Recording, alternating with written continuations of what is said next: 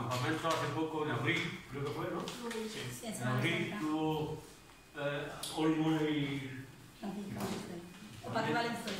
estuvieron en los campamentos y venían con mucha ganas de preguntar, nada más que preguntar y preguntar y preguntar, y preguntaron tanto que al final me convencieron y hicimos esta convocatoria. Y de hecho, uno de los visitantes de los campamentos, lo primero que hizo fue hacerse socio de la asociación y pedir una niña para este verano, cosa que están hechas las dos cosas. Y además, esto, que también ella quería organizar una conferencia sobre esto. Me dijo quién venía y yo, pues no lo dudé, yo y mi amigo Cristóbal, que ya hemos coincidido en los campamentos, hemos coincidido más de una vez. Bueno, pues, dicho esto, los ponentes son Juan Alonso Olmo, el delegado saharaui para Andalucía, Juan Mesale, Francisca Valenzuela, fiscal de aquí de Linares, y Cristóbal Fábregas, fiscal de la provincia de Jaén.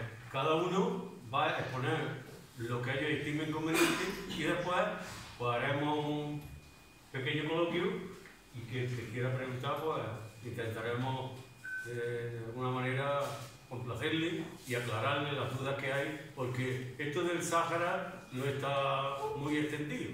Aquí lo único que se preocupa a la gente y algunos es: yo quiero un niño para este verano. Y ya se van los niños, vienen los niños y ya se termina el problema. Y el problema, como veréis ahora cuando lo explique los ponentes, pues veréis que es un problema bastante gordo. Y nosotros lo que queremos dar y explicar es que los saharauis siguen siendo y son españoles, a pesar de aquellos 20 de noviembre de 1975. Bueno, pues le concedo la palabra a Juan Alonso. Muy bien. ¿Se funciona bien? Si no nos acercamos el cable. Pues más o menos. ¿Se me oye un poco? Sí. Muy buenas tardes a todos. Muchas gracias, Paco, por tu presentación. Y muchas gracias fundamentalmente a los ponentes, a Salén, a Paqui, a Cristóbal y a vosotros. Es evidente que una tarde de junio a 35 grados a la sombra, pues bueno, a lo mejor esta hora sí que es de agradecer vuestra presencia aquí, en este acto. Yo voy a ser muy breve, porque tenemos poco tiempo. A la noche ya sabéis que vienen con la escoba y no echan. Y aquí me voy a escuchar a los ponentes, a los dos fiscales y a Salén. Entonces yo solamente una cosa breve y nada más. Yo, como ha explicado Paco, tuve la oportunidad de visitar los campamentos en Semana Santa y una parte de mí se quedó allí. Yo no he terminado de volver de los campamentos y no hay día que no me acuerde de las personas que conocí allí, de los saharauis que conocí allí. Me acuerdo todos los días de Saila, que estaba montando una peluquería para ganarse la vida en un campamento de refugiados en Argelia. Me acuerdo todos los días de Tahual, que era el conductor que nos puso el RAS, que nos acompañó en todas las visitas que estuvimos haciendo en instituciones saharauis, estuvimos en el gobierno, estuvimos viendo tanto los médicos, escuelas, la inmensa mayoría de los niños saben español perfectamente. Y me acuerdo todos los días de Fatometu, que era una niña de 13 años que vivía y vive en la familia que nos acogió, estos días estuvimos allí con ellos, y que cuando me despedí de ella les dije que no me iba a olvidar de ellos y no me iba a olvidar de ellos. Entonces hemos organizado diferentes actos y diferentes eventos que vamos a ir desarrollando a lo largo del año, que luego yo en diciembre volveré con algunos proyectos concretos y tal, pero vamos a ir intentando hacer jornadas o otro tipo de situaciones con el de Paco que demanda, con idea de dar visibilidad y apoyo al pueblo saharaui, porque sus reivindicaciones no solamente son justas y legítimas, sino que además son legales, es que las ampara el derecho internacional. Brevísimamente, una pincelada rapidísima para introducir el tema exactamente de hoy, que es los saharauis son españoles, aunque me va a discutir ahora un poco. Yo también. El Sáhara Occidental, en lo que sí estamos de acuerdo es que no forma parte de Marruecos y tiene entidad jurídica propia.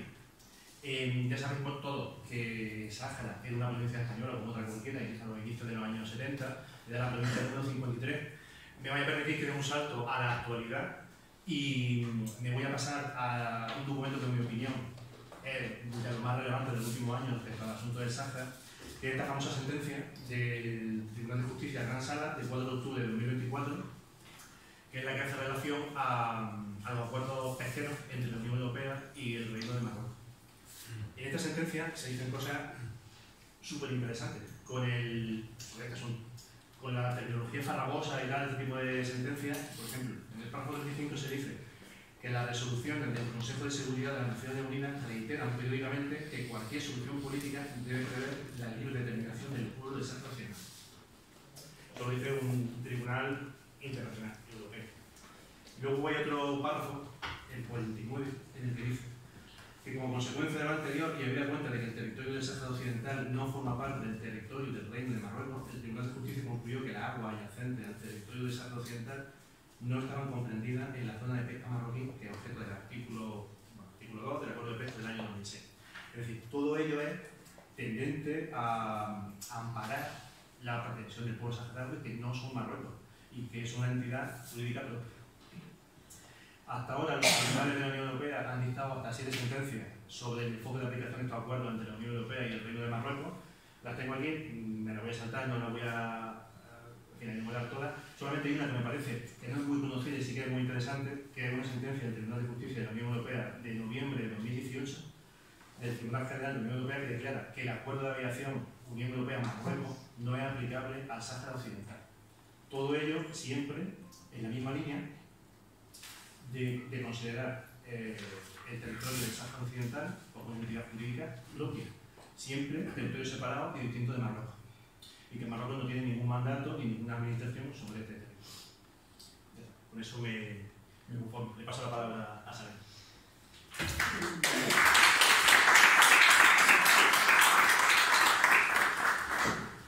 Bueno, ante todo, empezar agradeciendo a los organizadores de este acto, a la Asociación Saharaui de Linares, una asociación compuesta por personas que han estado acompañando al pueblo saharaui en su largo camino hacia la libertad. Todos ustedes saben que el Sáhara, como ha dicho mi compañero, fue la provincia 53 de España, una provincia como cualquier otra provincia española. Los saharauis vivíamos en una provincia española, teníamos documentos de identidad saharauis y bueno, nos desenvolvemos como la mayoría de los pueblos de África. Los saharauis también pretendíamos tener nuestro propio país y vivir en nuestro hábitat natural, como cualquier otro pueblo que quiere vivir en su territorio, que quiere construir su propio futuro en su tierra. Eso no lo podemos hacer por dos razones fundamentales.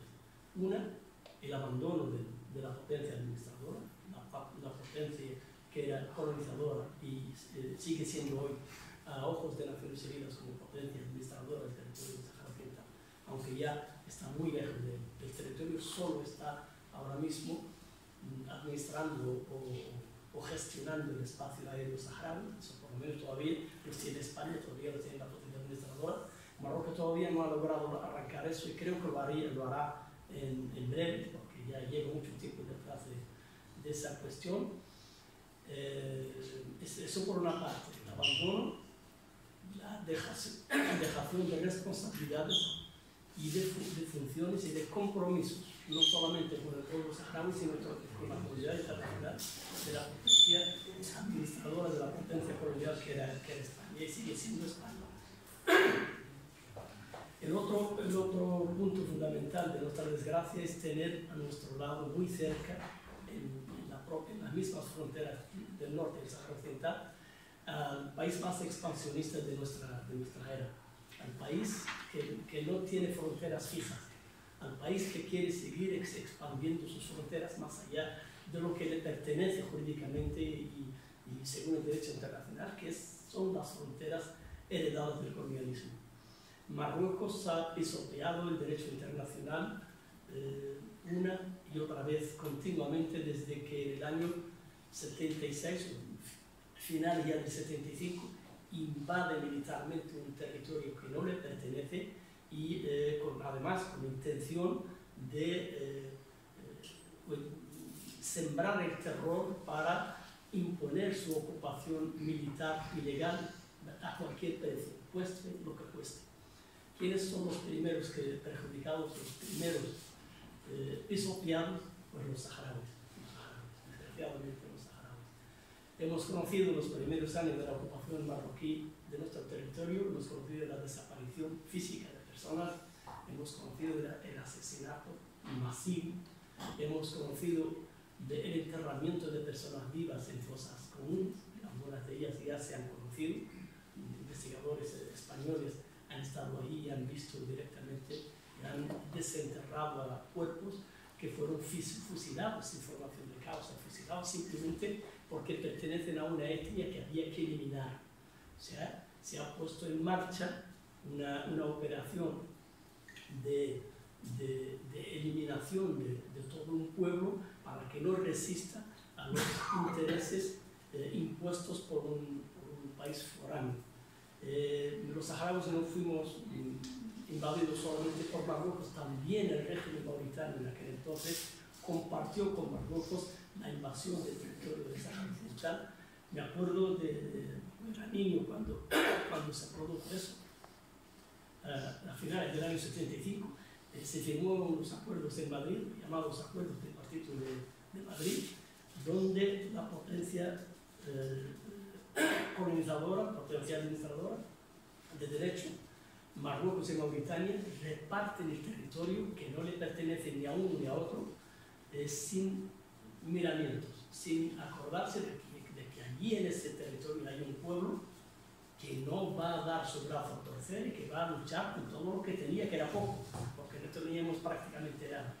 Y salimos prácticamente de la nada con nuestra voluntad de resistir y de defender nuestro territorio, cueste lo que cueste.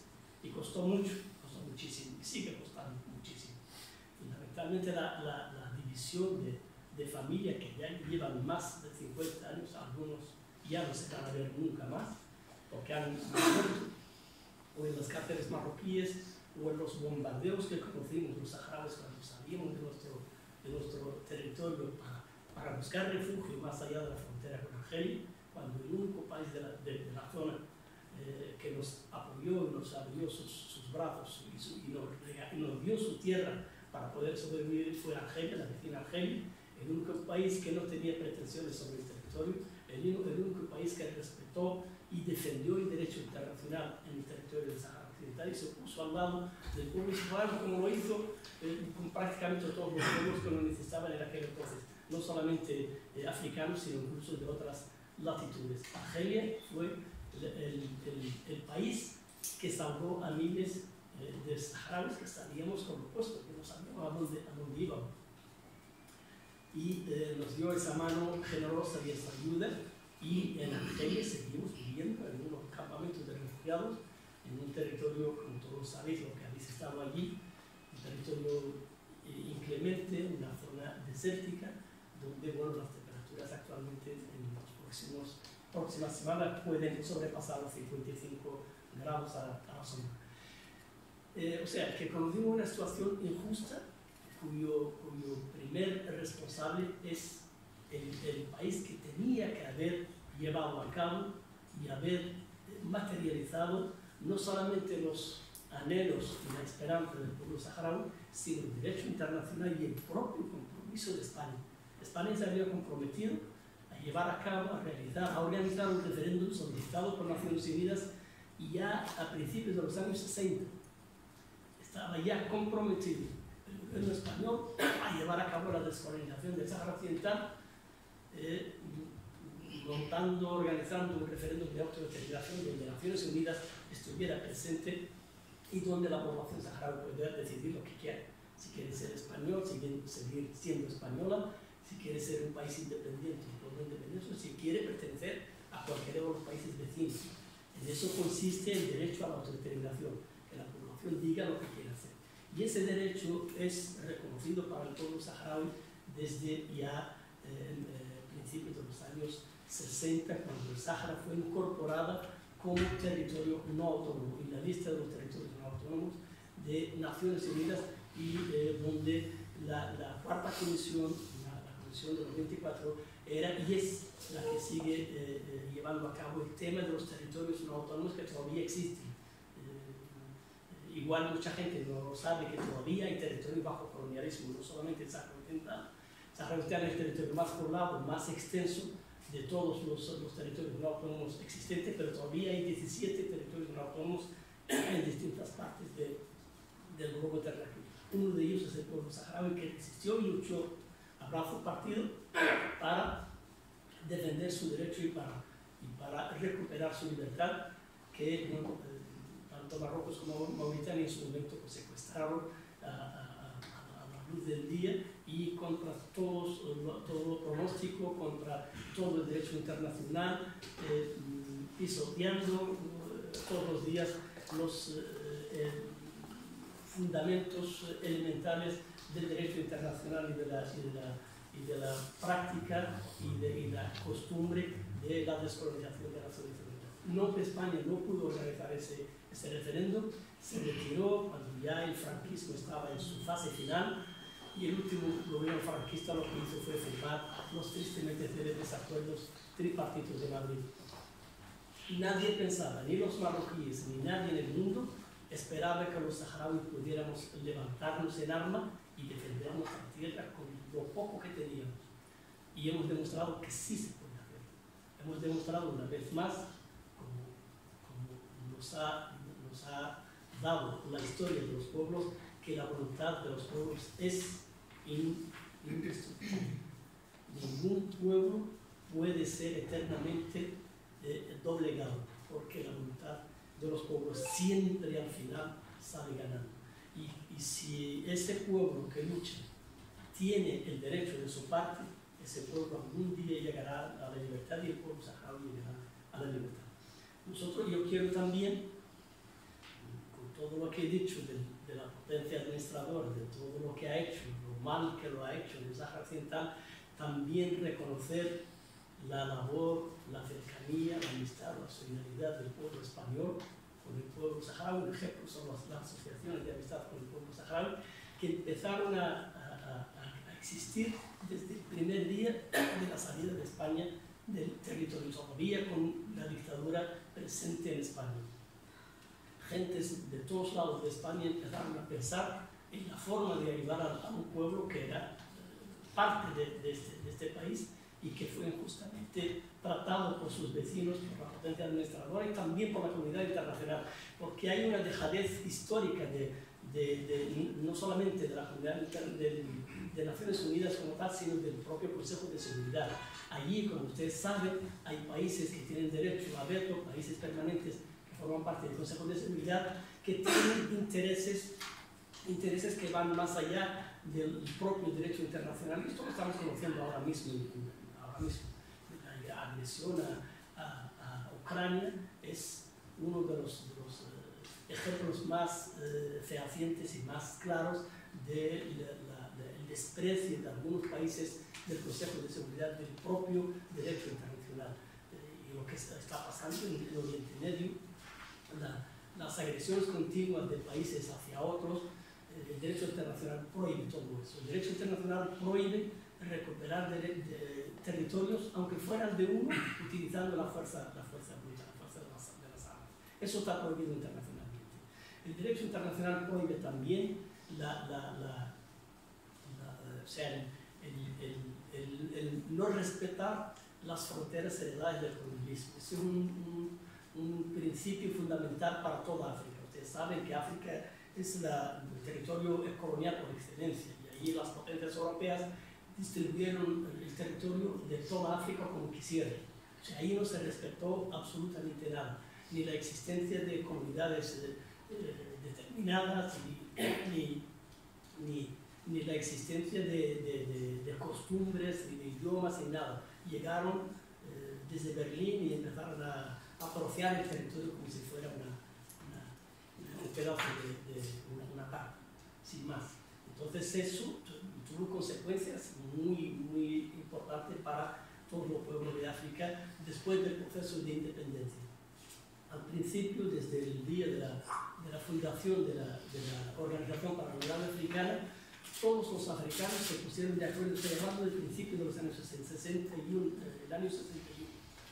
Los países africanos se pusieron de acuerdo en una regla fundamental: nadie tiene derecho a reivindicar territorios más allá de los que heredó del colonialismo. Y Marruecos fue uno de los primeros en no respetar ese principio cardinal de las relaciones internacionales en África. Yo primero me gustaría oír a los intervinientes para luego también pues, hablar de todo lo que... No, en el Sáhara estamos reivindicando nuestra propia nacionalidad, eso que quede claro para todo el mundo. Los saharauis queremos ser saharauis, por encima de todo. Aunque fuimos españoles, y aunque mi padre fue militar español y tenía su carnet de identidad español, como cualquier otro, yo reivindico, antes de ser español, reivindico ser saharaui y construir mi país y formar mi tierra y tener esa relación y esos vínculos que siempre hemos tenido con España como un país independiente, de igual a igual. Esa es la primera reivindicación de todos los saharauis.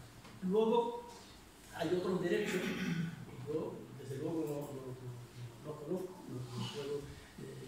no puedo reivindicar, de personas que nacieron siendo españolas, que son muchos saharauis que nacieron en una provincia que se llamaba Sáhara Español y que nacieron, bueno, tuvieron su partida de nacimiento igual que tenían los españoles aquí y que creo tienen derecho a reivindicar también, si ellos lo consideran oportuno, su origen, su nacionalidad como españoles que fueron en su momento. Ellos, sus padres, sus abuelos y también sus descendientes. Pero el pueblo saharaui, lo prioritario para nosotros en el Sáhara Occidental, en el territorio del pueblo saharaui, es reivindicar nuestra nacionalidad saharaui y defenderla cueste lo que cueste. Nosotros hemos dado mucho por nuestra libertad y estamos dispuestos a dar lo que fuera necesario para recuperar nuestra libertad, para que ese pueblo que lleva más de 50 años viviendo en un exilio duro, difícil, complicado, vuelva a su tierra por la cabeza alta y pueda vivir como el resto de los pueblos africanos en su tierra libre y establecer las relaciones que quiera o entienda con sus países vecinos o con otros países más alejados. La relación con España no la puede borrar ninguna ley, porque es una relación que siempre se ha mantenido a lo largo de mucho tiempo. La convivencia con España en el Sáhara Occidental duró cerca de un siglo y por lo tanto es una relación importante, fundamental, que los saharauis también queremos mantener y reforzar en el futuro, pero que sepa todo el mundo que el objetivo número uno de los saharauis es disponer de su tierra, de su libertad, construir su país y tener su propia nacionalidad, que es la nacionalidad saharaui. Ese es el objetivo más importante para todos los saharauis. Quiero agradecer siempre, y eso siempre lo decimos los saharauis, porque quería que estuviéramos esa solidaridad ingente que hemos conocido del pueblo español, en todas partes de España. Hemos conocido amistad, hermandad, solidaridad, cercanía, generosidad de todos los pueblos y ciudades de España. Y eso es algo que no podemos olvidar. Ahora, los gobiernos fueron otra cosa. Prácticamente todos. Pero el actual nos ha dado una puñalada en la espalda a todo el pueblo saharaui, pero también al derecho internacional. Y eso resta muchos puntos de credibilidad de España ante el mundo. España no puede abandonar el derecho internacional. España tiene que estar en la vanguardia de los países que defienden las relaciones internacionales en paz, que defiende la legalidad internacional, que es el fundamento sobre el que se asientan todas las relaciones internacionales. Si se acepta la agresión de cualquier país del mundo, si se apoya la agresión de cualquier país del mundo, se está apoyando, se está en contra de la legalidad internacional y por lo tanto se está abriendo una posibilidad a que otros realizan lo mismo. España se puso al lado de la lucha del pueblo palestino, de la existencia del pueblo palestino. Extraordinario, extraordinario porque a través de eso se está defendiendo el derecho internacional, no por el pueblo palestino, sino por el derecho internacional, que es fundamental para la supervivencia de la raza humana. Si pisoteamos el derecho internacional y abrimos la caja de Pandora y aceptamos que este mundo se enfrenta, todos perdemos, los grandes y los pequeños. Los pequeños tenemos menos que perder que los que tienen mucho, eso es verdad, pero todos perderemos en una contienda internacional. El derecho internacional es son las reglas que todos los países del mundo, todos los pueblos del mundo debemos respetar y defender para poder vivir en paz en esta tierra que es de todos. Eso es lo que yo quería transmitir y deciros y recalcar una vez más que los saharauis no vamos a rendirnos, vamos a luchar contra viento y marea como lo venimos haciendo. Ustedes saben que empezamos la lucha contra dos países armados y apoyados por potencias internacionales de primerísima categoría en lo militar y en lo político. Y hemos sobrevivido, cosa que todo el mundo dudaba en el primer día. Nadie pensaba, y mucho menos los generales marroquíes, que el pueblo saharaui iba a resistir más allá de un par de semanas, que todo eso iba a ser un paseo para las tropas de Hassan II y el gobierno militar del año. Entonces conocieron que los pueblos sí luchan, sí resisten y sí salen adelante a pesar de las dificultades. Y eso se ha demostrado en más de una ocasión y el pueblo saharaui también lo demostró a lo largo de estos últimos 50 años de lucha y de resistencia, que va a terminar en la victoria del pueblo saharaui, porque además está el reglamento jurídico internacional de nuestras partes. Y ahí lo recalcan también los tribunales de la Unión Europea, que no pueden ser considerados como por saharaui, para nada, de verdad. Los saharauis pensábamos que al final nos va a salir regular, porque es difícil que salga mal, porque es un tribunal y los tribunales deben respetar la legalidad vigente. Y al final sí salió bien, los tribunales dijeron lo que tenía que decir. El Sáhara es una realidad distinta y separada de Marruecos. Los saharauis tenemos el derecho a ser libres y por lo menos a pronunciarnos y a decir lo que queremos ser, que fue el compromiso no solamente de España, sino también de Naciones Unidas, que incumplió una y otra vez, porque simplemente hay un país que quiere dominar lo que no le pertenece, que es Marruecos, y no lo va a lograr. Muchas gracias.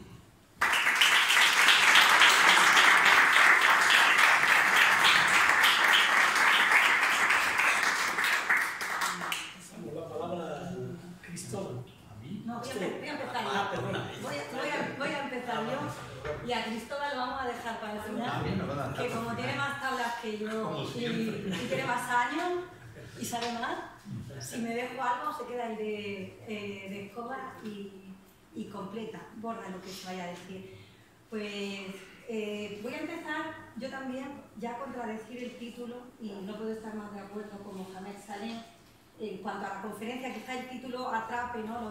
Los saharauis también son españoles, los saharauis son saharauis y tienen que ser lo que ellos decidan ser, no son españoles, pero sí España tiene una responsabilidad no solamente histórica, sino también legal, y esa es la postura que yo como jurista tengo que argumentar, en apoyar ese proceso para que se pueda hacer el referéndum de autodeterminación y que los saharauis decidan qué quieren ser y estar en su tierra y explotar sus recursos, que seguro si no tuvieran los recursos que tienen, pues no tendrían tantos problemas.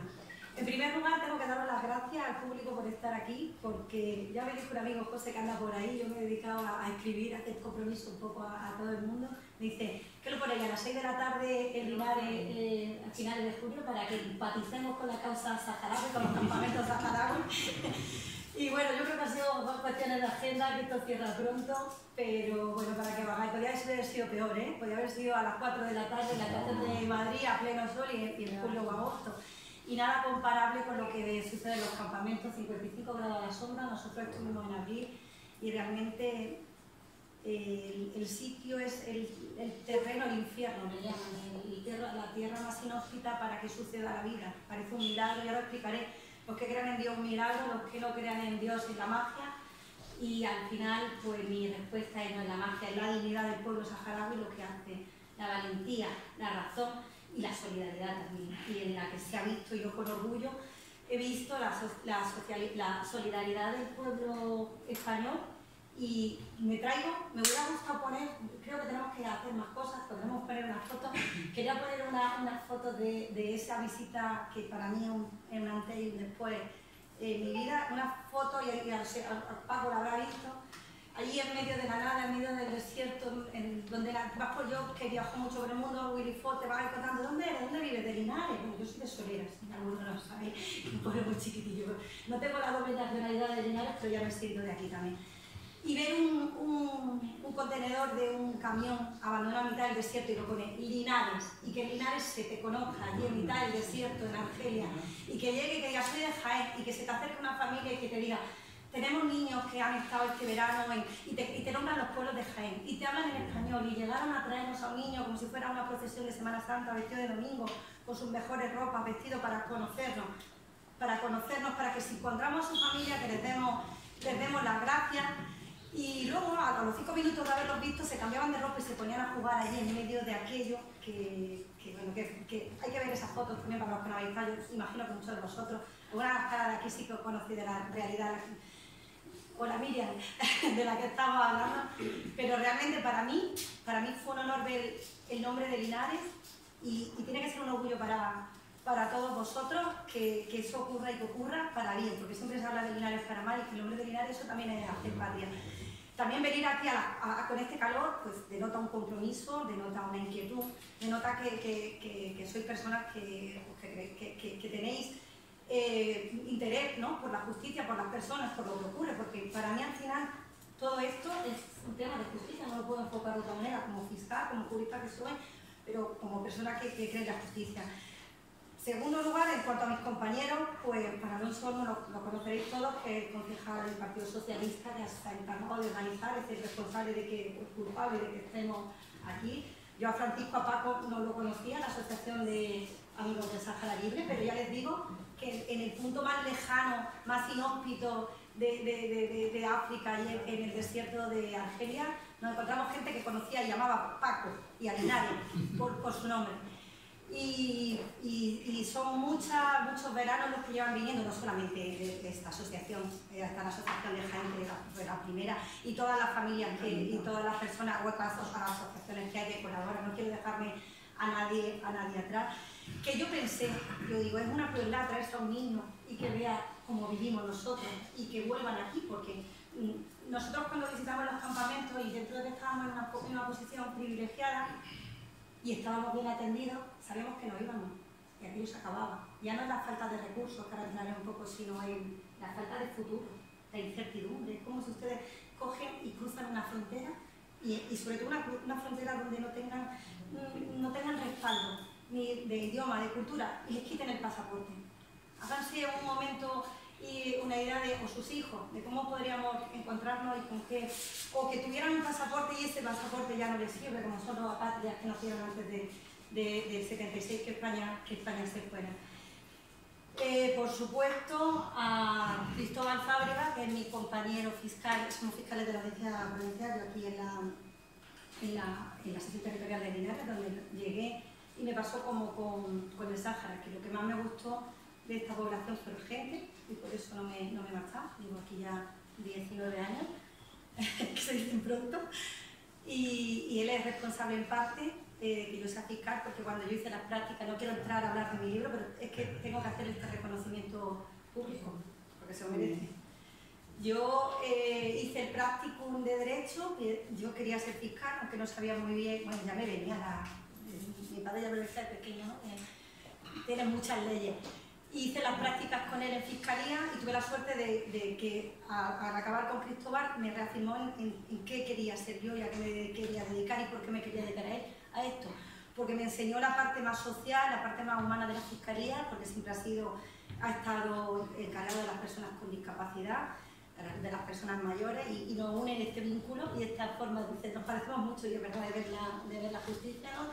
Del lado de los más vulnerables, porque los demás ya tienen los medios para poder hacerse valer, y en este caso son los saharauis. Y por último, como no, y es un honor tener aquí al representante, a Mohamed Sarem, representante en Andalucía, que viene de Sevilla, del pueblo saharaui, porque al final son ellos los que tienen que decidir y son ellos a los que tenemos que dar la voz. Nosotros podemos dar una aportación jurídica, podemos intentar ayudar, pero la razón de ser de todo ello es un pueblo que tiene el honor de haberse mantenido después de una invasión 50 años viviendo donde no crece ni una triste hierba, donde no hay agua, teniendo a sus familias separadas en un territorio ocupado militarmente y en una diáspora en el mundo que los hace pues, si no fuese por la fuerza de la voluntad, de la creencia en lo que hacen, sería imposible que se mantuvieran. En cuanto a decirme que colabore con esta ponencia, tengo que reconocer que me siento un poco impostora aquí, en medio de todos ustedes, porque sé que aquí hay personas que están muy vinculadas y desde hace muchos años con el pueblo saharaui. Los que me conocen saben que yo desde hace tiempo pues sí tengo vinculación con el tema, tanto con ACNUR, Europeans, tema de refugiados, relativamente hace poco con el pueblo saharaui, aunque es como un círculo. Yo creo que en la vida van sucediendo círculos y nos ponen en los lugares y nos traen a las personas por atrás. Cuando yo era pequeña, en mi casa había una maleta de madera muy grande, supongo que en alguna de sus casas también existía esta maleta. Mi padre hizo la mili en el Sáhara español, en la antigua Villa Cisneros.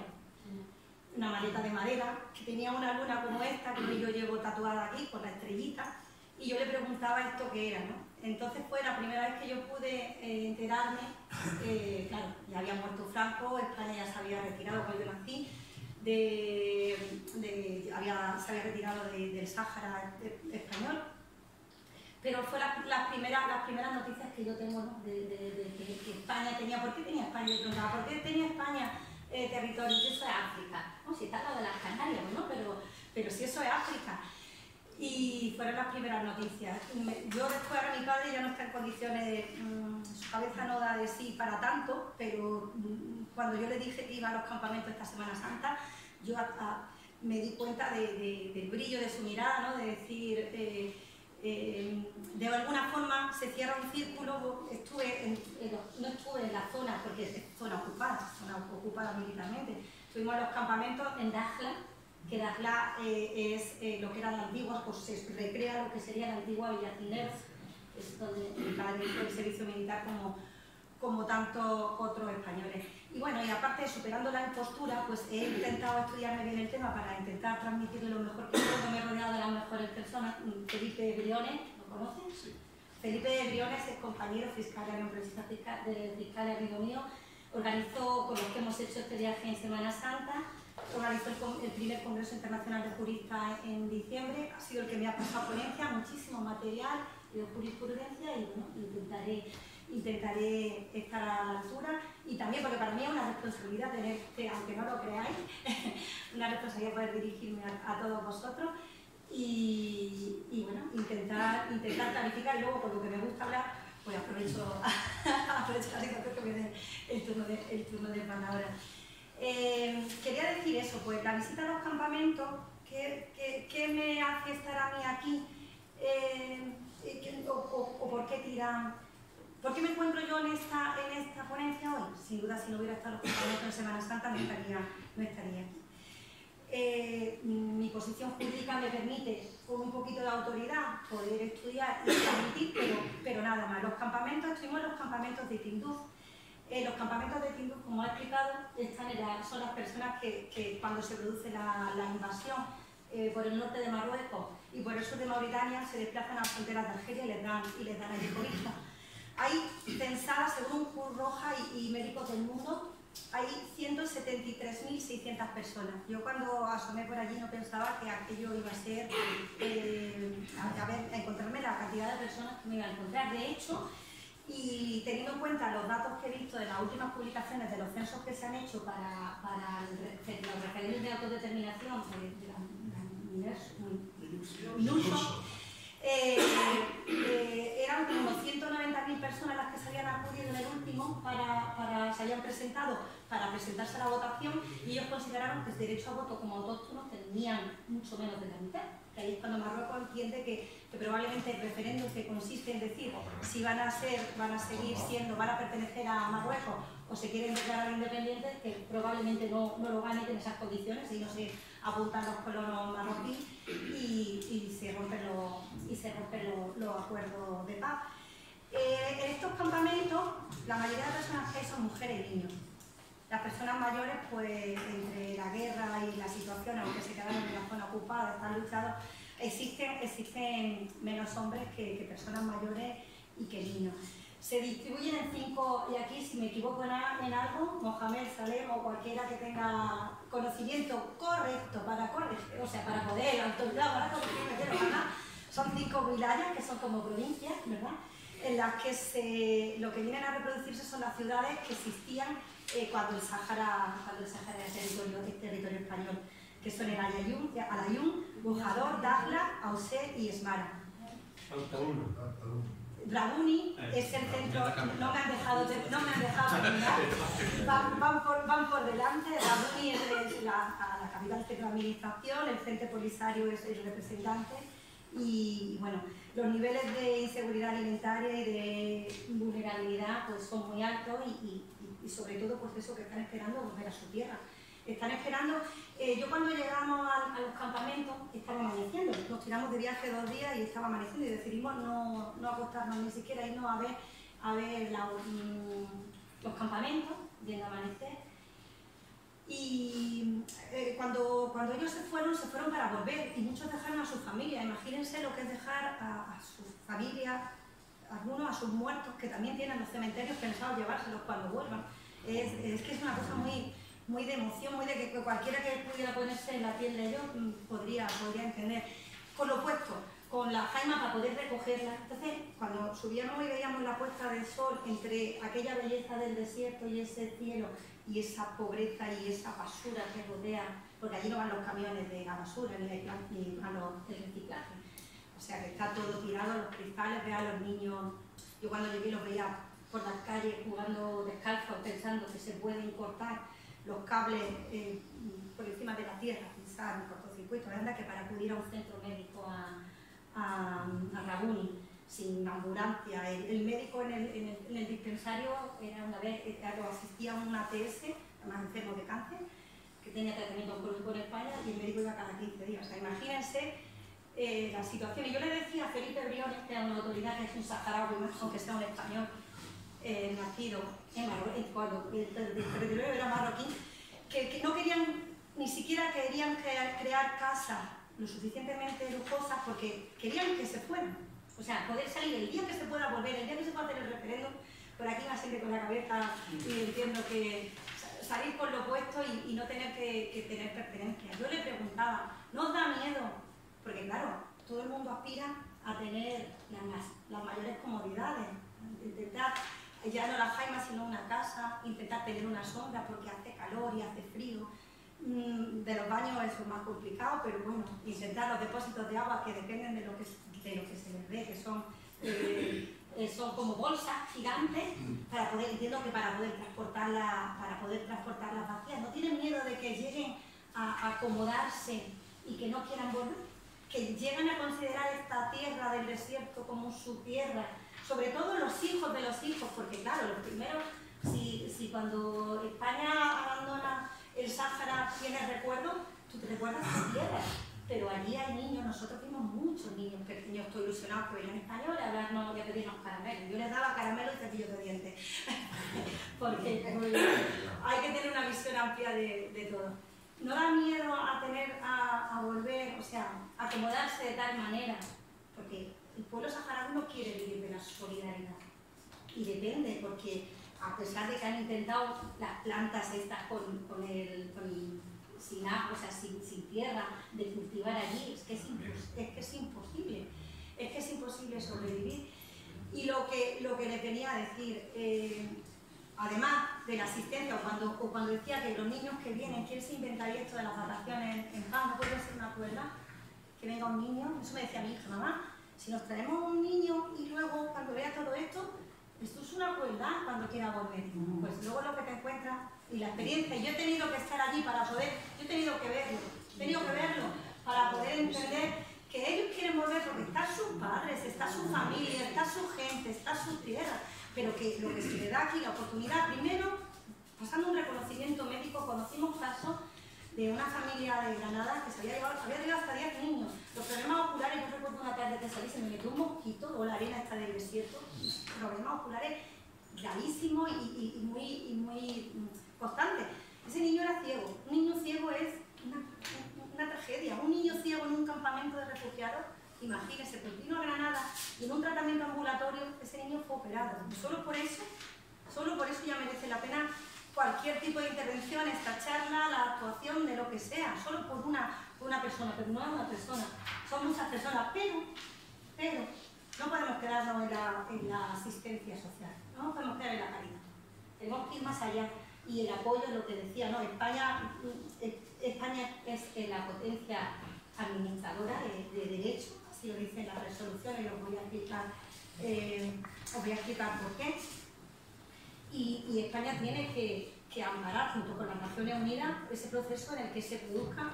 Yo no soy tan optimista, me da mucha pena, ojalá fuera así, los conozco y de verdad que no puedo. O sea, es increíble que tengan el optimismo que tengan a pesar de todo lo que está pasando, que piensen que todavía que es posible a pesar de todo lo que está ocurriendo. Voy a hacer, no sé si me estoy ocupando mucho tiempo, voy a hacer un pequeño para poder introducir el marco jurídico, tengo que hacer un breve repaso histórico, algunas de las cosas ya las ha dicho Mohamed Salem, pero bueno, la primera vez que se hizo la bandera española en el territorio saharaui fue el 4 de noviembre de 1884, en la península del río Oro, 1884. En un acantilado que después llegó a juntarse lo que os he dicho que hizo mi padre Ramírez, Villa Cisneros, que hoy es Dakhla, y que se replica en los campamentos de Tindú como Dakhla también.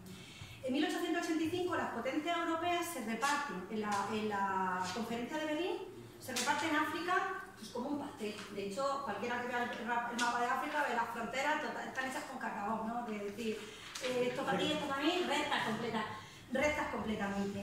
A España le fueron atribuidos los territorios del Sáhara, la denominada, de ahí el nombre de Polisario, el río, la denominada zona del Río de Oro, y luego también la segunda zona que luego sería Guinea Ecuatorial, en la que también se habla castellano, y algunas zonas de Marruecos.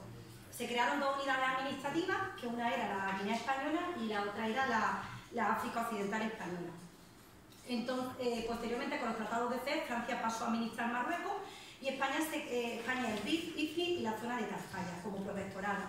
Es curioso, bueno, hay un acuerdo hispano-francés en el que dicen que el Sáhara Occidental quedaba fuera del territorio marroquí. El territorio marroquí estaba administrado en esos momentos por Francia, de la que luego llega a independizarse. Es curioso que en estos tiempos no hay ningún problema con el tema de la independencia o sea, no supuso ningún problema hasta la independencia de Marruecos de Francia en 1956. Que es cuando empieza el Sáhara a tener estos problemas, ¿no? Incluso en la Guerra Civil Española el Sáhara fue capitanía de Canarias, que se incorporó a la zona sublevada, incluso fueron alistados para luchar en la Guerra Civil Española. Y España, y ahora vamos con el derecho internacional, entra en Naciones Unidas en 1955 y en 1956 Marruecos declara la independencia de Francia. Como se ha dicho, el Sáhara llegó a ser las 53 provincias españolas, el Sáhara y IFNI se declararon provincias españolas, se incluyó en el 1963 en los territorios no ocupados, o sea, no autónomos de Naciones Unidas, en el artículo 73, que lo que te viene a decir, pues eso, que tienen una condición jurídica especial, y es verdad que se declara como provincia española también porque Naciones Unidas ya estaba diciendo a España y al resto de potencias la colonización ya no puede existir, o sea, ya no pueden existir colonias, Y entonces era una forma de mantener o intentar justificar la presencia española en África, en el Sáhara, pues declarándolo una provincia, pero lo cierto es que tenían, yo he visto los carnets de identidad, cuando he estado llevando el registro civil, tenían su carnet de identidad en español y en árabe, tenían la doble, estaban escritas de otra manera, podían pertenecer al ejército, estudiar en una universidad española o cualquier, o sea, con la especialidad de que vivían y eran más pobres que... Lo tienes aquí, ¿no? Eso es de tu padre. Pues sí, esto cuando iba al registro civil que pedían la nacionalidad, me presentaban mucho de ello. Y se llega a considerar la provincia española. ¿Qué ocurre? Es curioso la pieza, es curioso y denota pues, la debilidad en la que se encontraba España en ese momento. Es un 14 de noviembre de 1975, tras 100 años de estar en el territorio español, en el territorio del Sáhara, España, y una semana antes de que muriera Franco. O sea, que Franco se estaba muriendo. De hecho, dicen que Franco no era muy partidario de que se firmaran esos acuerdos y no se fiaba de Marruecos. Más de no muy partidario, Franco dijo declararle de la guerra a Marruecos. No se fiaba de Marruecos, a pesar de todas las cosas del dictador. Pues en esos momentos y en esta postura nos encontramos con esos acuerdos que firma el último gobierno de la dictadura, los acuerdos del tripartito, acuerdos vergonzosos, siendo presidente del gobierno Carlos Arias Navarro. Y estos acuerdos han sido declarados ilegales porque España se reparte, acuerda la entrega al Sáhara, a Marruecos y a Mauritania, establece como una especie de gobierno provisional para liquidarla y dicen que como gobiernos provisionales quedan los vecinos. Es como si después de... O sea, es que es un matrimonio que se está disolviendo, 100 años de matrimonio, ahora las gananciales, me voy, te dejo la casa, pero es que hay niños dentro. Porque son nuestra responsabilidad, por eso es lo que digo, es que es responsabilidad. Porque como todas las colonias, cuando España se va, lo que tenía que haber es garantizado, que es lo que dice el derecho internacional, un referéndum para que ellos decidieran si quieren pertenecer al gobierno, al Estado español, si quieren la autodeterminación, si quieren un gobierno, un Estado asociado, porque esos pueblos existían antes de que España llegara allí en 1884. Y existieron durante y siguen existiendo ese pueblo, el pueblo saharaui. Las Naciones Unidas, en la resolución 380-75, el Consejo de Seguridad condena esta resolución, dice que es ilegal porque España no puede unilateralmente atribuir la soberanía de un territorio a Marruecos. Principalmente digo Marruecos son los dos porque Marruecos es el que continúa. Mientras tanto, la población saharaui huye, busca un territorio seguro e intenta, mientras son bombardeados, y eso está documentado, con violación del derecho internacional y crímenes de guerra, son bombardeados con napalm y fósforo blanco. Y yo no sé si recordará Juan que cuando estuvimos en Dakhla, el Tahualo, el señor que nos acompañaba, que era... había sido un soldado del Frente Polisario, había estado en la guerra, sabía más, no me fiaba de eso más que de nadie. De hecho, nos pusimos malos, claro, como si allí no había nada más que miseria. Lo que estábamos comiendo, tuvimos que ir al baño, además habían sufrido las inundaciones temporariamente con las que sufrimos en España. Y este señor nos preparó un brebaje que teníamos que nos decía una española: tomás Coca-Cola desvetada, no sé qué, o sea, yo creo lo que me diga Tahualo. Tahualo cogió unas hierbas y la hirvió, y la verdad que a mí me curó. A mí me curó lo que yo bebí, yo bebía el té. Pero lo que yo quería decir, Tahualo, que conducía sin carretera y sin luces por la noche en el desierto y lo llevaba a todos lados, nos contó los bombardeos. Nos contó los bombardeos de fósforo. Decía, yo era un niño, estábamos en Dakhla, en Villacenero, que es a Dakhla, y empezaron a caer bombas de fuego azules del cielo. Dice, era durísimo, cómo volaban los cuerpos, y describía los cuerpos de las mujeres, que caían primero el cuerpo de la mujer y luego las ropas que utilizan las melfas. Las melfas caían, claro, en la resistencia del aire. Eso no se lo inventa una persona, y eso lo he escuchado yo. Lo he escuchado yo, como me lo contaban, lo he escuchado Juan, como nos lo estaban contando allí. Una persona, eso es testimonio de un crimen, eso es testimonio de una realidad y testimonio de una situación en la que yo como española, me siento en parte responsable. No puedo asumir, porque yo no había ni nacido, pero sí que tengo la responsabilidad hoy, como ciudadana española, de contribuir en lo que se pueda, ¿no? A la verdad y a la dignidad de ese pueblo. Comienza el éxodo y nada más salir, bueno, se quedan, los dejan en Argelia, que está siendo muy generoso y no ha tenido ninguna intención. Bueno, también existen enemistades históricas, ¿no? con Marruecos y demás. Deja que se queden en los territorios de Tinduf y la noche del 26 al 27 de febrero, que también está el campamento del 27 de febrero, se reunió el Consejo Nacional Saharaui y proclama la República Árabe Saharaui Democrática, la RAS. El 28 de febrero a las 11 de la mañana se arrió la bandera española por última vez, que decía el general, el teniente coronel, que hacía de gobernador allí, el coronel Valdés: España se va con la retina empapada y con el corazón pleno de vivencias compartidas con los saharauis. Fueron 100 años, ¿eh? Allí había muchas familias casadas y algunos creo que tienen hasta testimonios directos, pero España se queda siempre con los saharauis en íntima vinculación espiritual. Esta república que se declara, se quiere ser declarada libre, independiente, soberana, como Estado democrático, con la religión islámica, se proclama que se adhiere a Naciones Unidas, a la Unión Africana, asimismo se adhiere a la Declaración Universal de Derechos Humanos. Llegan a reconocerla 81 países, primero creo que fue Madagascar, si bien 52 han perdido relaciones, pero claro, no hay operatividad, real, a pesar de decir, te reconozco, pero ¿cómo se articulan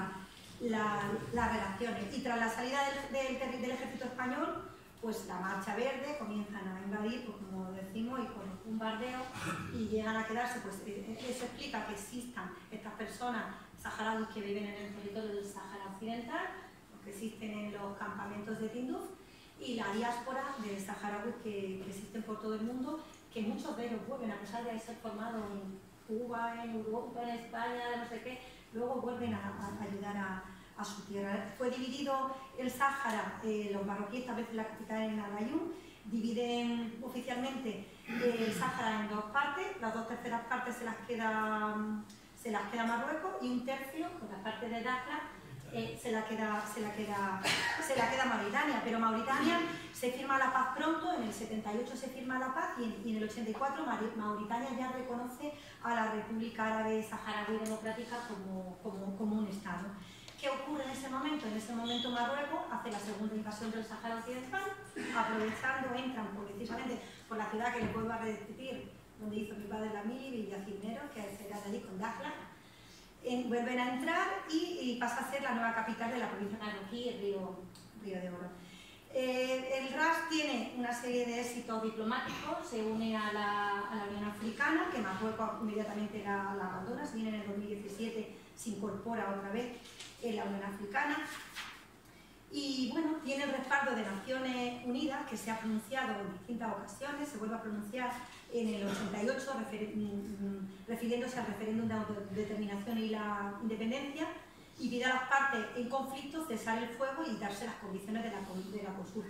Y que las partes en conflicto son el Reino de Marruecos, ya ha desaparecido Mauritania, y el Frente Polisario, que es el Frente Popular para la Liberación de Sanguía de Hanna y el Río de Oro, no sé si lo voy a pronunciar bien. Se crea una comisión, la MINURSO, de Naciones Unidas, para el referéndum en el Sáhara, que es el 29 de abril de 1991. Se crea una comisión específica. Nosotros cuando hemos visto las tiendas con los cartelitos que le están quitando el dinero, con lo cual lo poco que pueden comprar de allí cada vez está siendo más difícil la vida en los campamentos. Y declara que el referéndum debería realizarse como muy tarde, en febrero de 1992, imagínense. Estamos en el 2025, aquí estábamos con la Olimpiada de Barcelona, con la Expo de Sevilla, y tendríamos que estar celebrando el referéndum de autodeterminación. Y luego se habla mucho del muro que quiere crear Trump con México. El muro de la vergüenza es el muro que divide el Sáhara en dos partes, tiene más de 2.700 kilómetros. Es un muro, nosotros cuando estuvimos en el Museo de la Guerra, estuvimos viendo, aparte está lleno de minas, antipersonas, antivehículos, drones que bombardean, hace que el frente polisario no pueda pasar. Yo he conocido a gente muy jovencita que tenía familia al otro lado del muro y dice, no volveré a verla, es que no voy a volver a verla.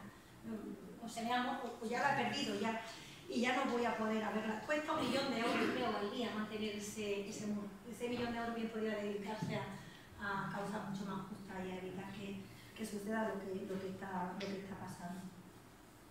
En el 91 se firman los acuerdos de paz, cuando el Frente Polisario tenía, para mí, nos engañaron, porque tenía reconquistado ya las 2/3 partes estaba en una posición ventajosa en la guerra, y se dice que, bueno, que con observadores de Naciones Unidas, bajo los auspicios de Naciones Unidas y también de la Unión Africana, que nosotros aquí no le hacemos mucho, no le damos tanta importancia, pero para ellos, para mí, es el motor, es fundamental y hacia donde debemos mirar y donde deben apoyarse. ¿Está de acuerdo conmigo, verdad? Porque las Naciones Unidas es ahora casi como decir que sigamos creyendo que los reyes no son los padres. Porque es que las resoluciones son conforme al derecho internacional, pero son papel mojado. Es como los tribunales, la Corte Internacional no tiene órganos, las decisiones de los estados son vinculantes, pero no tienen luego facultad para ejecutarlas, con lo cual son papel mojado. Lo que os decía, en el 99 se concluyó que había 198.000 personas que se presentaron para, no me estaba equivocando mucho en los números que hablaba de cabeza, para el referéndum, pero de las que solo, la MINURSO solo que decía que 86.386 eran las que tenían derecho a ese referéndum. ¿Por qué? Pues porque se habían presentado todos los colonos que se habían ido al Sahara y se habían quedado a vivir allí, los hijos de esos colonos. Cuando Marruecos vio esta situación, pues, no sé si lo saben, aquí en España mucha gente no lo sabe, pero desde el año 2020 Marruecos y el Sahara están en guerra. Y ahora iré a ello. ¿Qué resoluciones concretas en el Estado español vienen a ratificar el derecho de autodeterminación del pueblo saharaui? Mira, tenemos un auto de la Audiencia Nacional, el auto 40-2014, no sé si te estoy pisando aquí. No, está pisando todo. Pero no te preocupes. Bueno, pues no te preocupes que me queda un poco que seguro que hay fondo. Que bueno, pues este auto del señor Fernando Grande Marlaska, que era juez de la Audiencia Nacional, qué cosa. Entonces decía que España es potencia administradora del Sáhara Occidental. España, o sea, en dicho auto recuerda que España al ingresar, y que conste una cosa, yo no voy a criticar a ningún gobierno ni a ningún partido político, tampoco quiero crear ninguna opinión, yo tengo la mía, yo quiero una imposición compuesta, tampoco puedo hacerla como fiscal, como autoridad que estoy aquí. Pero lo que son hechos sí que son hechos. Los hechos son hechos. Ya ustedes valoren. ¿Y por qué? Y más en el momento en el que vivimos, que una decisión ya no la toma un país. Las decisiones ahora es todo geopolítica internacional y las decisiones se toman a veces muy lejos y por circunstancias muy alejadas a todos, ¿no? Nos dice el auto que España al ingresar en las Naciones Unidas y firmar las cartas de las Naciones Unidas reconoció el hecho colonial del Sáhara español, contrayendo una serie de obligaciones y convirtiéndose en potencia administradora. La justicia española en el año 2015 también tiene oportunidad, el 9 de abril de 2015, no sé si recuerdan que fue muy famoso, el juez Pablo Ruz, que cree que además está en una comisión de servicio de la Audiencia Nacional, procesó a 11 cargos militares y policías marroquíes por genocidio en el Sáhara, involucrado en la muerte de saharauis y en torturas de saharauis cuando teníamos la justicia universal, a pesar de que se ha ido reportando la justicia universal, y se llegó a decretar una orden de detención internacional contra policías y militares marroquíes por tortura. Muchísimos muertos nosotros hemos conversación. Claro, se mandó una comisión rogatoria a Marruecos para que nos entregaran a las personas a las que queríamos juzgar, y por aquí te vi Madrid, y por aquí Tirorí, que no ha podido, no sé por qué no ha podido ser. No ha sido, ese juicio no ha podido ser celebrado, pero esa resolución pues sí que demuestra porque la potencia, el territorio español y la responsabilidad de España en esos territorios. El 13 de noviembre de 2020 se produce pesca ilegal en el Guerguerat. Hay una manifestación, hace tiempo las Fuerzas Armadas marroquíes violaban deliberadamente el alto al fuego, atacaron a la población saharaui y se manifestaba pacíficamente desde el 20 de octubre del mismo año por las violaciones de derechos humanos y el saqueo masivo de los recursos naturales. Atacaron a los manifestantes y el Frente Polisario pues también acudió al rescate y acudió entendían que se había producido el alto a fuego y desde ese momento, yo tampoco lo sabía, tengo que reconocerlo, hasta que visité los campamentos, en este momento se encuentran, es una de las muchas guerras que no salen en la televisión. Últimamente, y para terminar, pues la situación se está complicando mucho. Se está complicando porque el reconocimiento, Donald Trump, el 10 de diciembre de 2020, proclamó el reconocimiento de la soberanía del Reino de Marruecos y lo hizo como él suele hacer las cosas, en Twitter. Después de 3 años de negociación para que se sumara Marruecos a los acuerdos de Abraham y para intentar normalizar las situaciones, ya se veía venir. O sea, lo que está pasando ahora viene de un año, esto es nuestra raíz. Para normalizar las relaciones con Israel. Lo hizo de manera unilateral y sin precedentes, puso fin a 30 años de apoyo de Estados Unidos a las negociaciones lideradas por Naciones Unidas. No era solucionar el conflicto saharaui, sino que hubiera un país árabe más en la lista de países que apoyan a Israel, ¿no? Luego nos encontramos ¿cuál fue la respuesta de la Unión Europea? Pues la Unión Europea se mantiene en la misma. La Unión Europea dice, es el único vestigio, el único bastión que nos queda para los que creemos en el derecho y que el derecho internacional ya no es por como dice, ya no es por el pueblo saharaui, es por todos nosotros. Si no respetamos las reglas del juego, cualquiera puede infringirlas sin ningún tipo de consecuencia. ¿Y quién las va a infringir? Pues el que tenga el más fuerte, el más malo y el más fuerte, para imponerse a los demás. Por eso tenemos que establecer que se respeten las reglas y que se respeten para todos. La Unión Europea considera que el Sáhara Occidental como un territorio no autónomo en el sentido de las Naciones Unidas.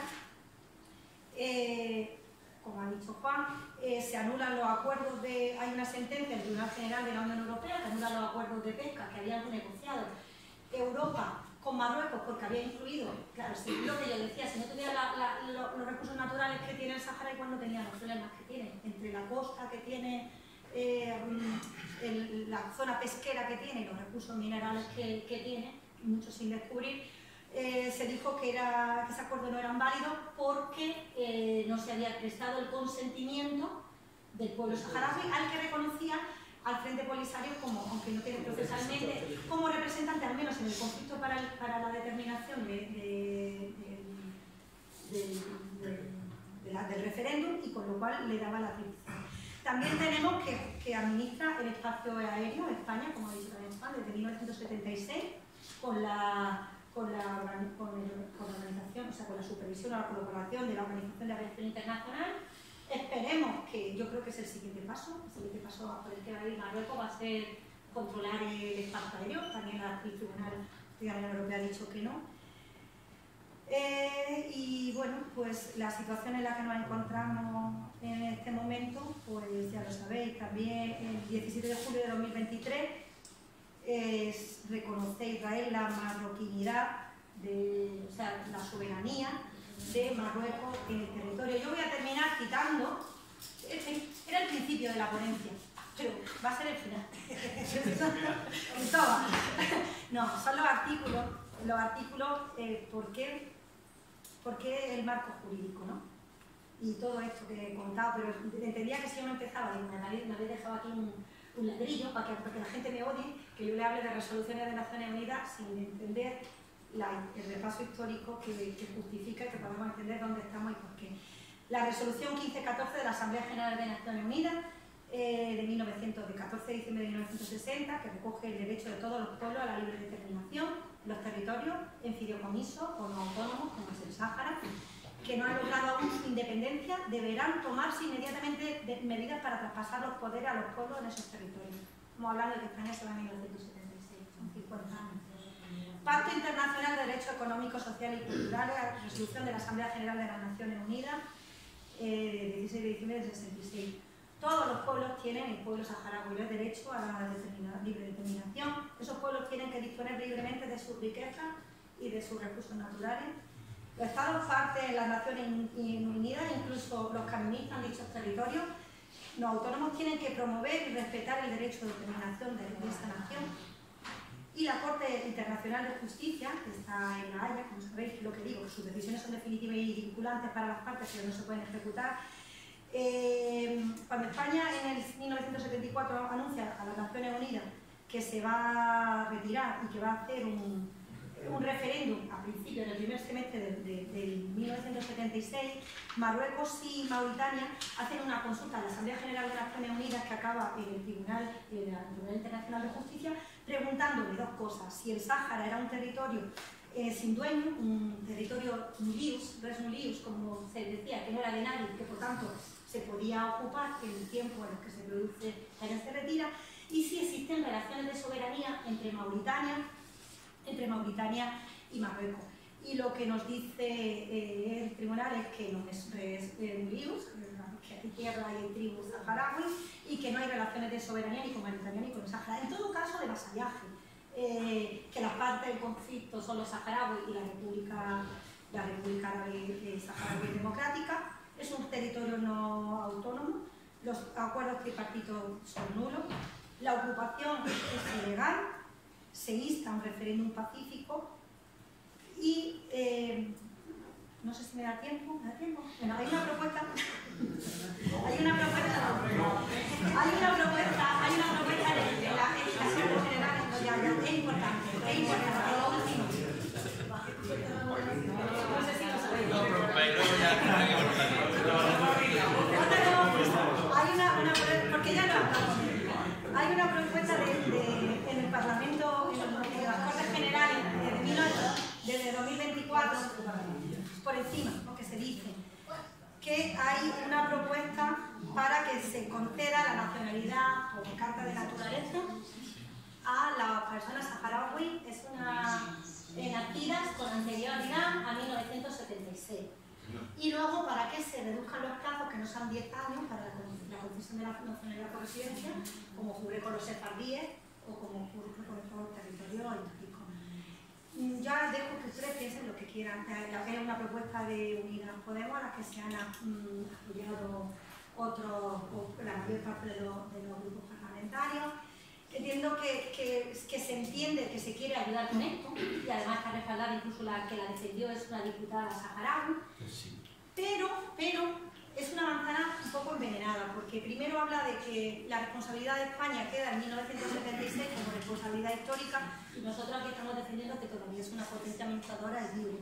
Y segundo, es cierto, aunque los saharauis con los que yo he hablado, un diputado de saharaui nos dice que no, que ellos, aunque le dieran la nacionalidad o pudieran tener acceso a los que le pidieran la nacionalidad española, esto podría neutralizar la causa saharaui, porque si se hace una concesión, tampoco son tantas, a todas estas personas podría neutralizar. Y ya termino diciendo que el milagro de que la vida siga, el milagro para los creyentes o la magia para los que no creen tanto, en que 50 años después sigan resistiendo, pues la dignidad y la valentía del pueblo saharaui y la ayuda y la solidaridad de todos, y especialmente del pueblo español.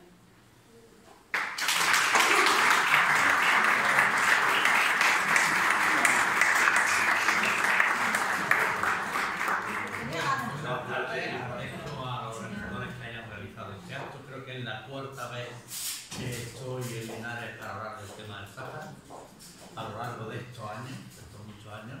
Paco se acordará, y por lo tanto ya bueno, está un poco en casa, ¿no? En casa, como quien dice, que hace referencia a este tema. Dice un proverbio saharaui que háblale a quien comprenda tus palabras. Y yo vengo a tratar de hablarle a quien comprende mis palabras. Y mis palabras son las siguientes. Soy hijo de un oficial de la Policía Territorial marroquí que recorría el desierto con un camillero y con 12 miembros de la fuerza indígena, de las marroquíes. Porque por decirte, Sahara. Y que recorría con 12 miembros, una escuadra, la vigilancia de la frontera de Marruecos, tirándose 6 meses, 7 meses, 8 meses, viviendo con esas personas y de las que recuperó, las que siguió amando siempre. De hecho, mi madre con 80 años quería que la llevara a Tinduf. Yo le dije, mami, no, eso no es un viaje para una mujer de 80 años que yo quiero ir, que yo quiero ir. Segundo, yo también soy un hombre de decisiones, puesto que soy tabernero, y por lo tanto soy una persona que ha aprendido a amar a los territorios que muchas veces no se ven como territorios bonitos, verdes, etc. ¿Qué pasó en el Sáhara en el año 76? España en el año 76 abandona radicalmente el territorio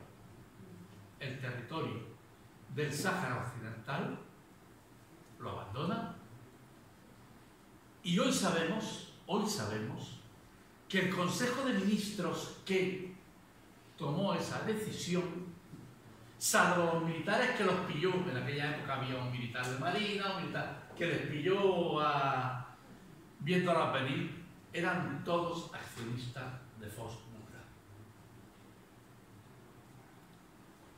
Vendieron aquello para un enriquecimiento económico.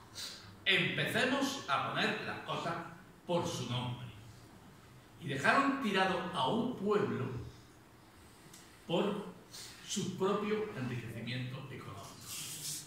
Los fosfatos en el Sáhara son la primera potencia mundial de fosfatos al aire libre. Es una riqueza tremenda. Cuando muchos marroquíes dicen, no, si allí no había nada más que lagarto. Había pesca. Había fosfato, había una gran fuente de fosfato. Y el problema no es que haya llegado allí Marruecos y haya dicho, si la mayoría de los edificios que existen en el Ayun son los mismos edificios que ocupaban los gobernadores españoles.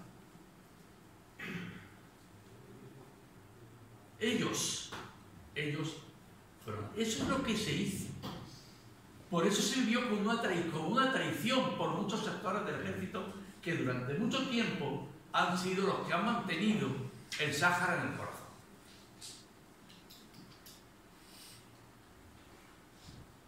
Se sintieron traicionados cuando le habían dicho vamos a ponernos aquí y vamos a defender territorio nacional español.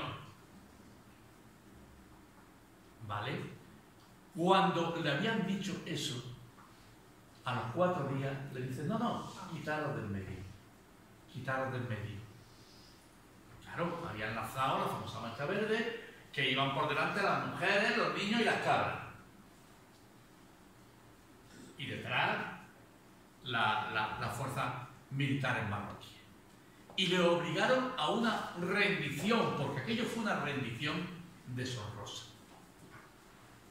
Contaban que cuando la gente de las fuerzas del Sáhara, de las fuerzas indígenas, salían, muchos de ellos iban en los coches de los oficiales españoles que lo estaban llevando a la frontera para darle una salida. Y le dejaron irse con sus armas. ¿Qué quiere decir esto? Que había una relación tremenda. No solamente era un problema de provincia, era un problema de un pueblo que había vivido junto a otro pueblo durante 100 años. Y de una forma, él viene y dice, este es el carnet de mi padre. Mi padre pertenecía a las fuerzas militares españolas. Mi padre, ¿por qué? porque eran unos pueblos que se fundieron de una determinada manera. Y ante eso se provoca un abandono, provocado por los políticos, que por cierto, he de decir que siguen manteniendo ese abandono continuo.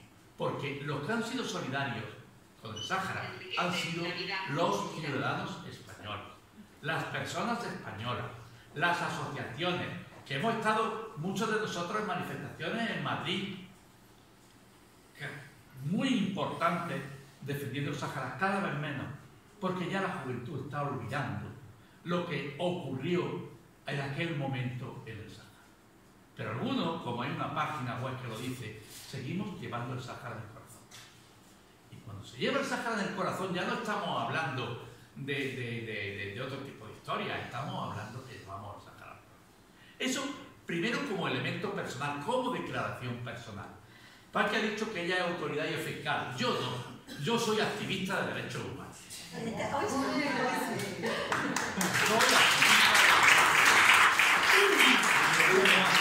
de derechos humanos.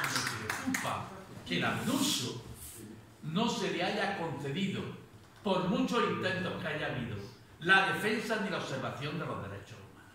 Ese es uno de los primeros problemas que tiene la gente en los territorios ocupados.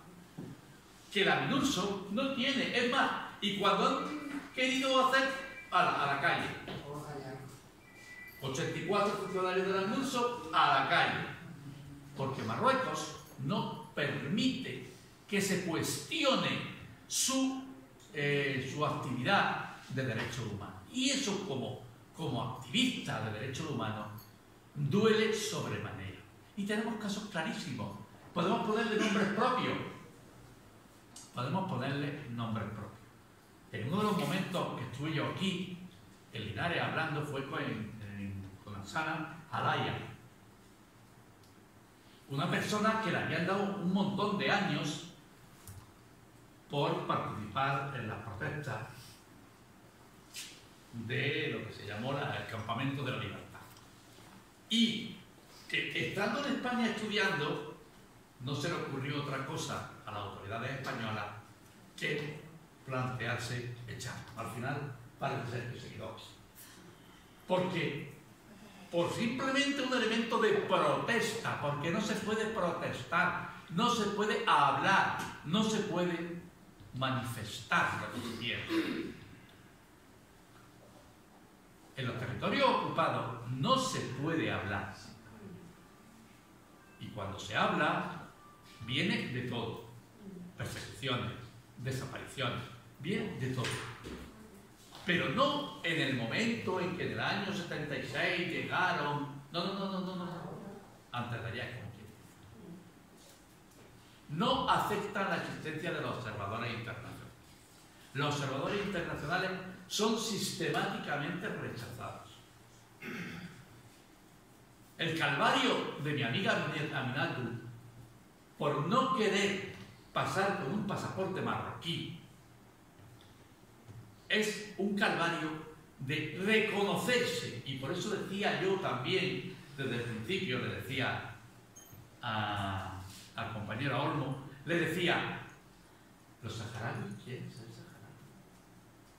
Otra cosa diferente, yo quiero tener mi pasaporte saharaui y entrar con mi pasaporte saharaui y luego tener muchos amigos españoles o muchos amigos franceses o lo que me dé la gana, pero quiero ser saharaui.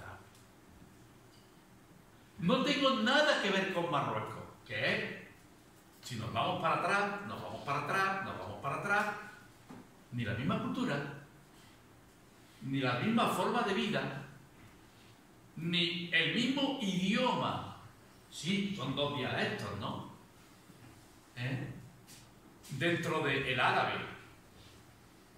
Y uno alemán, español, y otro francés. Algo parecido pasa en el Rif.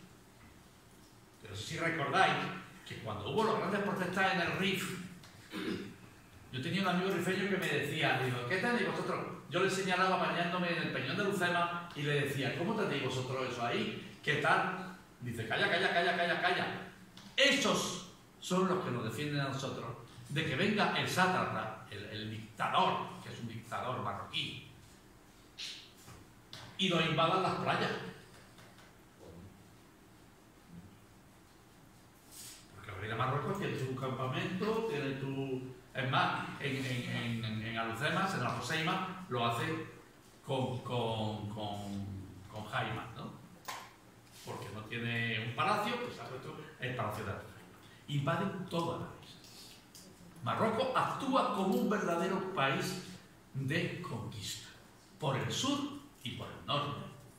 Porque, aunque el Rif lleva mucho tiempo yendo a Marruecos, no es tan a gusto. También. Entonces yo siempre lo comparo. Yo comparo las dos situaciones, los dos pueblos. Y me gusta comparar. Y a la juventud saharaui, lo que le ha ocurrido, y estamos en un momento muy complicado, lo que le ha ocurrido a la juventud saharaui es que se han cansado de esperar. Ellos dieron una oportunidad a la paz, ¿vale? Ellos firmaron unos acuerdos en los que, a través del referéndum, por la realización del referéndum, ellos renunciaban a las armas cuando estaban en una posición ventajosa. Y han estado más de 30 años, no sé si ha sido 30 o 35, esperando la oportunidad de la comunidad internacional. Por eso ahora, cuando el gobierno español cambia su dinámica, hablan de una segunda traición. La segunda traición que tienen porque no se plantean. Ellos, bueno, dicen, ¿por qué no mecanismos aquí de doble nacionalidad? Como tenemos con muchos países. Porque es que además cuando los saharauis dejan de ser oficialmente saharauis,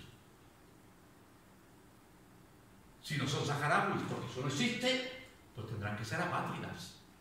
Y si en España hay una apátrida, a ese hay que concederle inmediatamente la nacionalidad. Y eso no se hace. Es decir, que no hay una situación general, no se hace. Yo, como Paqui ha hablado mucho de tema de historia, pues no quiero yo tampoco actuar, pero sí quiero decir, el Sáhara Occidental es un territorio ocupado, de acuerdo con la legislación internacional, de la que España es el administrador de derecho.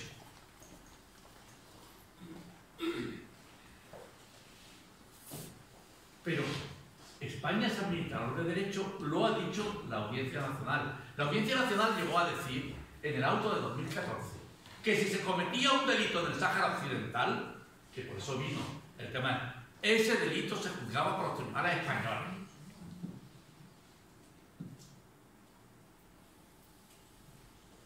Pero luego quitan, quizás por otros intereses estratégicos, como fue el tema del Tíbet, quitan la jurisdicción universal y nos encontramos con que esos procedimientos, esos procesos no van adelante. Marruecos tiene el apoyo de Francia y de Estados Unidos. Hay que tener muy claras las cosas. Francia, Marruecos es un nene predilecto. Y Estados Unidos le ha interesado siempre tener esa parte de control para acabar con todo el tema del terrorismo islámico y todo este tipo de cosas. Sorprendentemente, donde mejor se controla el terrorismo islámico es en los campamentos de Tindouf. Sorprendentemente, ellos sí están tratando de evitar que entre algo que les plantea para un saharaui. No tienen mezquita, los saharauis no tienen mezquita. Para un saharaui, su templo está donde arrodilla su camello. ¿Vale? Ahí es donde está. Y ahora, como no quiero tampoco, y quiero dejar un poco de minutos, quiero hacer dos ideas, porque ya, yo creo que ya he puesto mucho mi postura y la he soltado. Pero para dar tiempo, quiero poner dos ideas. Una, un reconocimiento total a las mujeres saharauis. Un reconocimiento absoluto a la Unión Nacional de Mujeres Saharauis. Porque si no hubiera sido por ellas, eso que se construyó y que se ha construido no existiría allí. Los hombres se fueron a la guerra y las mujeres fueron las que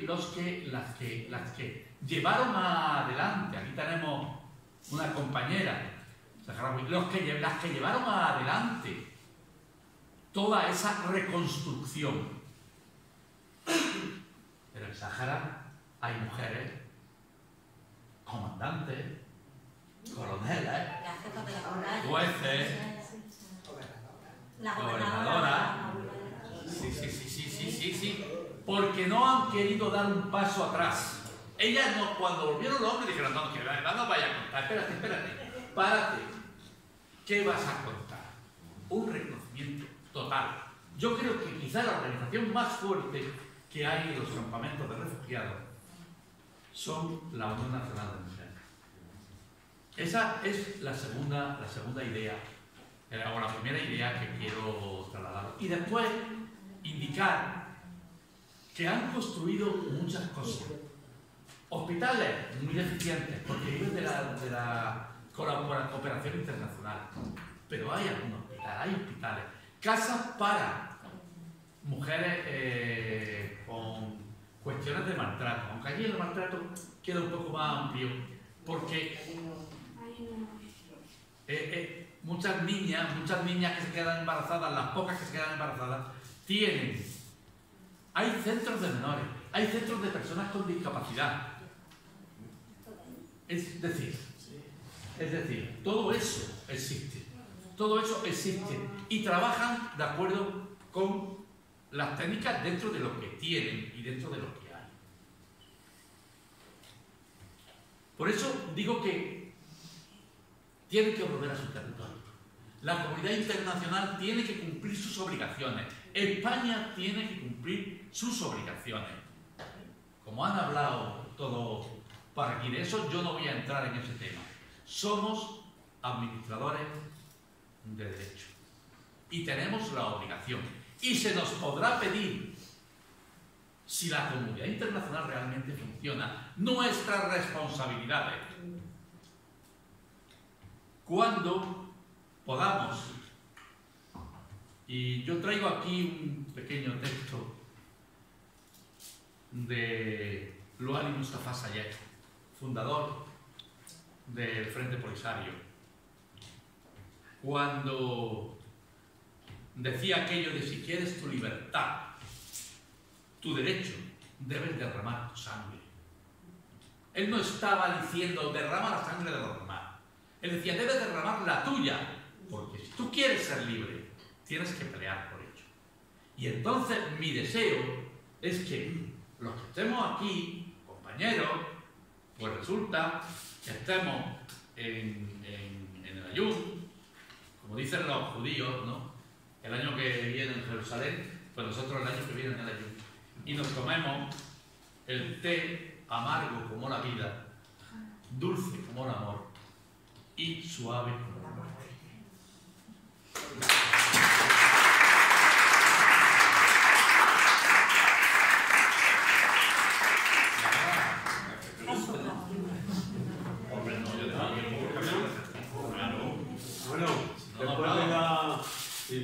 Después de la gran exposición que han hecho los oradores, que abre un turno de preguntas, todo el mundo puede preguntar lo que quiera y lo que le dé la gana. Juan. Yo quiero plantear dos cuestiones de las que se ha tratado bastante. La primera es la que nos llevó a plantear esta reunión, y era la sentencia, la famosa sentencia del Tribunal de Justicia de la Unión Europea. Esa sentencia viene a reconocer efectivamente de que ese acuerdo tendría que haberse tomado con el apoyo del Frente Polisario, ¿no? Sin embargo, no se tomó.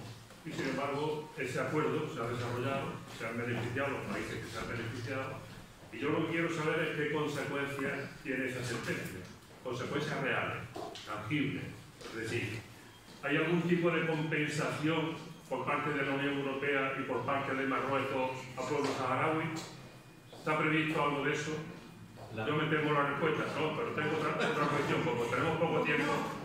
Lo quiero vincular con la segunda parte de mi intervención, que es el derecho internacional. ¿Qué hay del derecho internacional hoy? Hemos conocido el derecho internacional desde el final de la Segunda Guerra Mundial hasta ahora, 80 años. Hemos creído en que esas instituciones supranacionales que creamos, ¿vale? Este tribunal mismo, o el tribunal de La Haya, o la ONU, ¿no? Están en franco deterioro actualmente. ¿Qué queda de eso? Porque cuando empezó la guerra de Ucrania, ¿dónde estaban los cascos azules de la ONU? Y sobre todo en Gaza, porque al fin y al cabo en Ucrania hay dos ejércitos, uno más poderoso, otro menos poderoso, pero hay dos ejércitos. Pero ¿y en Gaza? Un pueblo masacrado, un genocidio televisado diariamente, ¿dónde están los cascos azules? Es decir, ¿por qué la ONU no interviene ahí como intervino anteriormente en las décadas de 80 y 90 en otro tipo de conflictos? Lo hemos echado de menos, ¿no? La gente que creamos la democracia entendíamos que ahí la ONU tendría que servir para algo. Porque la ONU está simplemente para hacer comunicados. Y eso es muy triste. Comunicados que no se cumplen. Como pasa con el tema de las resoluciones. ¿Para qué sirven las resoluciones? Si después llega un gobierno o un imperio o un emperador, que es lo que podemos decir, ¿no? Y dice apoyo total a Marruecos. ¿Qué hacemos? Los demás estados, los demás gobiernos, plegarnos, como ha pasado con el español, ¿no? O con el francés, evidentemente. Y últimamente, creo que últimamente también el inglés. Creo que Starmer también apoya ya el tema de una comunidad autónoma, que esto sea una comunidad autónoma. Entonces, el derecho internacional que estamos esgrimiendo ha quedado en nada. Han implosionado todos estos organismos.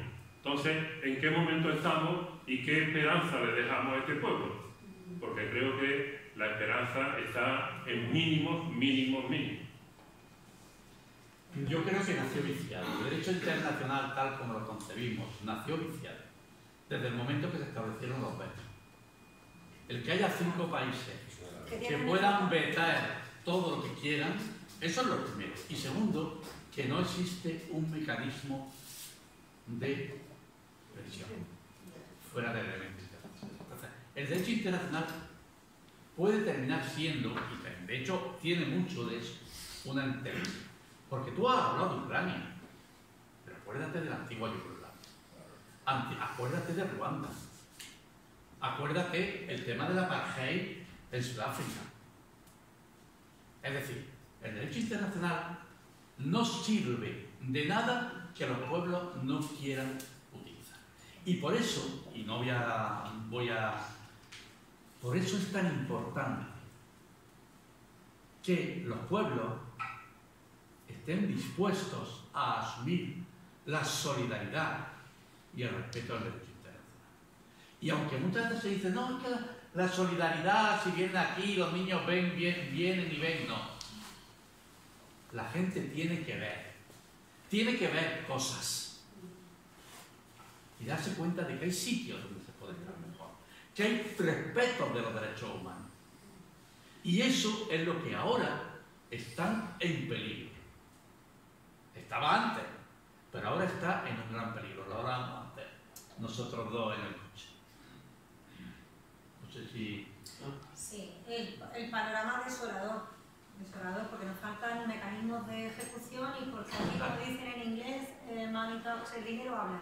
Al final es la potencia fáctica real lo que acaba imponiéndose sobre la legalidad. Y si me permitís, la sentencia que has dicho que anula los acuerdos de pesca por no haber tenido en consideración la voluntad del pueblo saharaui, dice: el Tribunal General anula las decisiones impugnadas, decidiendo no obstante que sus efectos se mantengan durante cierto periodo de tiempo, pues su anulación con efecto inmediato podría tener graves consecuencias sobre la acción ulterior de la Unión y poner en cuestión la seguridad jurídica de los compromisos internacionales asumidos con ella. O sea que anula los acuerdos y deja su efecto temporalmente, porque puede afectar a la seguridad jurídica de los acuerdos, y es que nos quedamos. Sí. Que el próximo acuerdo no lo podéis, vamos a ver cómo articulamos, se le toma, se presta, porque además no dice que no se pueda llegar a un acuerdo, sino que hay que tener en consideración el consentimiento. Y deja, o sea, compensación ninguna. A la pregunta que hacía, y te la leo tal cual, el recurso del reglamento